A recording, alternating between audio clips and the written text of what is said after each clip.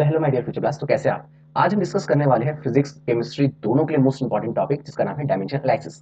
अगर आप physics class 11th में हैं तो बहुत ज्यादा इंपॉर्टेंट हो जाता है, और 12th में बहुत से न्यूमेरिकल करने में हमें डायमेंशन एनालिसिस की नीड होती है। Okay, IIT JEE mains studies के क्वेश्चंस आते हैं, नीट के लिए भी हम डायमेंशन एनालिसिस की तैयारी करेंगे। तो मैं आपको बिल्कुल बेसिक कॉन्सेप्ट से क्लियर कराऊंगा कि व्हाट इज द डायमेंशंस। यहाँ से स्टार्ट करते हैं। सबसे पहले डायमेंशन एनालिसिस में आपको सबसे पहले जो आपको पता होगा क्वांटिटीज होती हैं, फिजिकल क्वांटिटीज होती हैं। ठीक है, देन सेकंड कॉलम में आप याद रखेंगे कि हमारे पास होती है कुछ base unit, base unit. Third number पे आपको याद रखना है कि उनकी डायमेंशंस क्या होती हैं। ठीक है, यहीं पे हमारा मेन कॉन्सेप्ट है डायमेंशन। बिल्कुल ध्यान से समझते हैं, आपको सबको समझना जाएगा, और गारंटेड है कि लास्ट तक आप ही डायमेंशन सॉल्व करना स्टार्ट कर देंगे। तो चलो सबसे पहले लिखते हैं लेंथ के लिए। लेंथ, लेंथ की जो यूनिट होती है बच्चों वो होती है मीटर, जबकि उसकी डायमेंशन क्या होती है एल। ठीक है, फिर आता है आपका मास, मास की जो यूनिट होती है वो होती है केजी, इसकी डायमेंशन क्या होती है एम। फिर आपका आता है टाइम, टाइम की जो यूनिट होती है वो होती है सेकंड, जबकि इसकी डायमेंशन क्या होती है बच्चों टी। ठीक है, अगर आप ध्यान से नोटिस कर रहे होंगे तो जो इनका फर्स्ट लेटर है वही इनकी डायमेंशंस भी है। ठीक है ना। नेक्स्ट देखते हैं, नेक्स्ट है electric current. Electric current, electric current की क्या होती है एम्पियर, और एम्पियर ही क्या है इसकी डायमेंशंस भी है। ठीक है, नेक्स्ट आता है आपके पास टेम्परेचर। सो टेम्परेचर की क्या होती है केल्विन, कहीं पे केल्विन कहीं पे थीटा, कैसे भी नोट कर सकते हैं, इसकी कोई प्रॉब्लम नहीं है। ठीक है, इन दोनों से डायमेंशन को शो किया जाता है। ओके, सो इसके अलावा टोटल हमारे पास कितनी होती है 7 होती है, तो हमने अभी 5 डिस्कस करी। नेक्स्ट 2 और देखते हैं। नेक्स्ट आता है अमाउंट ऑफ सब्सटेंस, यहाँ पे बताओ अमाउंट ऑफ सब्सटेंस। ठीक है, अमाउंट ऑफ सब्सटेंस की क्या होती है मोल। ठीक है, और इसकी डायमेंशन क्या होती है कैपिटल एल।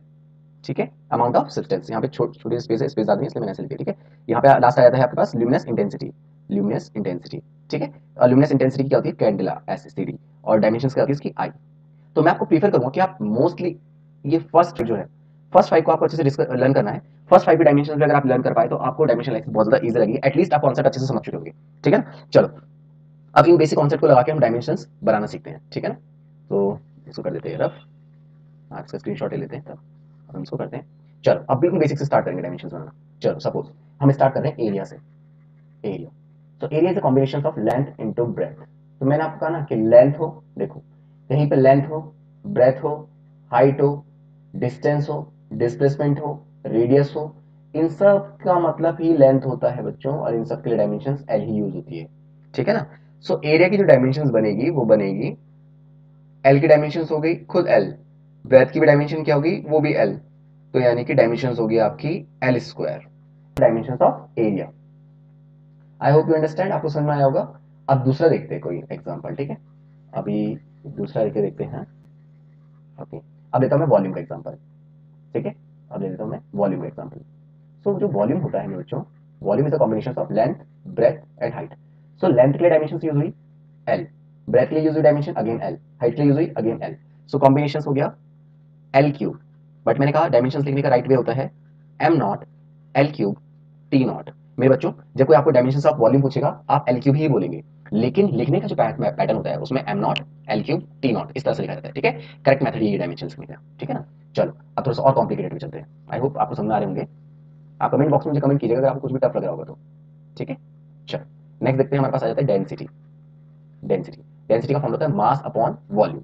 अब देखो मास की जो डायमेंशन है मैंने भी आपको बताई थी वो एम होती है। ठीक है, डायमेंशंस को हमेशा बिग ब्रेसेस में लिखा जाता है बच्चों ऐसे।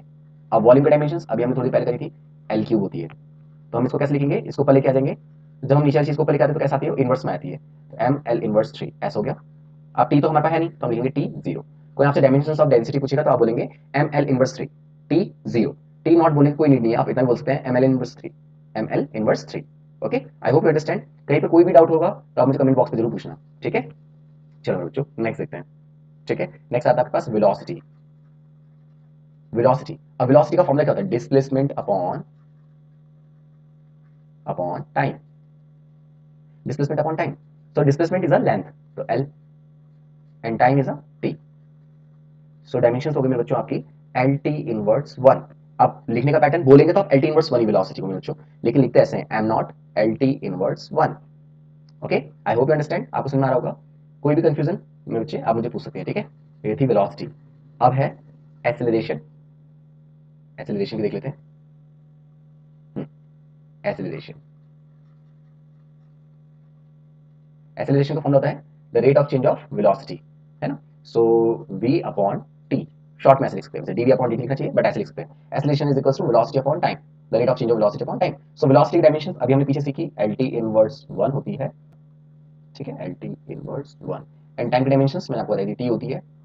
सो इसको कंबाइन कर देते हैं, ये हो जाएगा हमारा एल, ये टी भी ऊपर चल जाएगा, टी इनवर्स 2, तो आपको कोई पूछेगा what is the dimensions of accelerations, आप बोलेंगे बच्चे L T inverse 2, but actual में जो डायमेंशंस है वो है M not L T inverse 2। ठीक है, रिटर्न में आप एम नॉट जरूर लिखेंगे मेरे बच्चों। ठीक है, ऐसे नहीं बोल रहा हूँ कि कोई इसको कैंसिल कर देगा कि अगर आप ऐसे लिख के आ जाएंगे, नहीं, कोई काटेगा नहीं, बट याद रखिए कि लिखने का पैटर्न में एम नॉट लिखना ज्यादा ऑफिशियल माना जाता है। ठीक है ना, तो चलो नेक्स्ट अब देखते हैं और डायमेंशंस को। इसके अलावा नेक्स्ट आ जाता है आपके पास वर्क। वर्क, ठीक है, सो वर्क जो है, वर्क की जो डायमेंशन होती है मेरे बच्चों, वर्क का फॉर्मूला क्या है, वर्क होता क्या है, फोर्स इनटू डिस्प्लेसमेंट। ठीक है, तो सबसे पहले तो हमें फोर्स चाहिए होगा, फोर्स की डायमेंशन, फोर्स का फॉर्मूला क्या होता है, मास इनटू एक्सेलरेशन। तो फोर्स की डायमेंशन बन जाएगी, मास की डायमेंशन होती है एम, और एक्सेलरेशन की मैंने अभी आपको बताई निकाल के एल टी इनवर्स 2। तो जो फोर्स की डायमेंशन आई मेरे बच्चों वाई एम एल टी इनवर्स 2, इनको कंबाइन कर दिया। चलो फोर्स की तो हमें मिल गई, अभी क्या है, डिस्प्लेसमेंट है, डीएस क्या है हमारे यहाँ पे, डिस्प्लेसमेंट। तो वर्क बराबर हो गया फोर्स जिसकी डायमेंशन है M L T inverse 2 into ये क्या है, डीएस, डीएस मतलब डिस्प्लेसमेंट, डिस्प्लेसमेंट की डायमेंशन करती है एल। तो यहाँ पे आ जाएगा आपका, यहाँ पे आ जाएगा W is equals to M L square T inverse 2।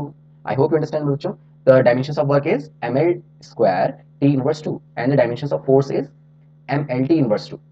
ठीक है, आई होप यू अंडरस्टैंड। अच्छा, कहीं पे कोई भी कंफ्यूजन है तो आप मुझे पूछ सकते हैं कमेंट बॉक्स पे, और आप मुझे कमेंट बॉक्स में बता सकते हैं कि मैं नेक्स्ट वीडियो किस टॉपिक पे बनाऊं जिस पर आपको कोई कंफ्यूजन है। ठीक है, तो मैं उसको और क्लियर करूंगा। चलो इसके अलावा एक दो डायमेंशंस और देख लेते हैं, देन फिर मैं एक दो आपको डायमेंशंस दूंगा।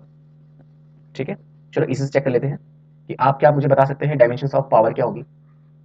पावर की डायमेंशंस निकाल सकते हैं, पावर का फॉर्मूला मैं आपको बता देता हूँ। पावर बराबर होता है मेरे बच्चों वर्क अपॉन टाइम। ठीक है, तो चलो पावर की डायमेंशंस बताइए क्या होती है। वर्क का भी मैंने आपको बताया था, वर्क का जो डायमेंशंस होती है वो होती है M L square T inverse 2। Okay, and timing की डायमेंशंस क्या बताई थी हमने, टी। अब बताओ पावर की डायमेंशंस क्या बनेगी, गेस करो। Yes, M L square T inverse 3। Very good. ठीक है, so this is the dimension analysis. I hope आपको समझ में आया होगा, आपने एंजॉय भी किया होगा इस टॉपिक को, और अगर टॉपिक सच में समझ में आ रहे हैं तो please do like share subscribe, and मुझे कमेंट में बताइए कि आपको कहाँ पे क्या कंफ्यूजन हो रहा है फिजिक्स में। मैं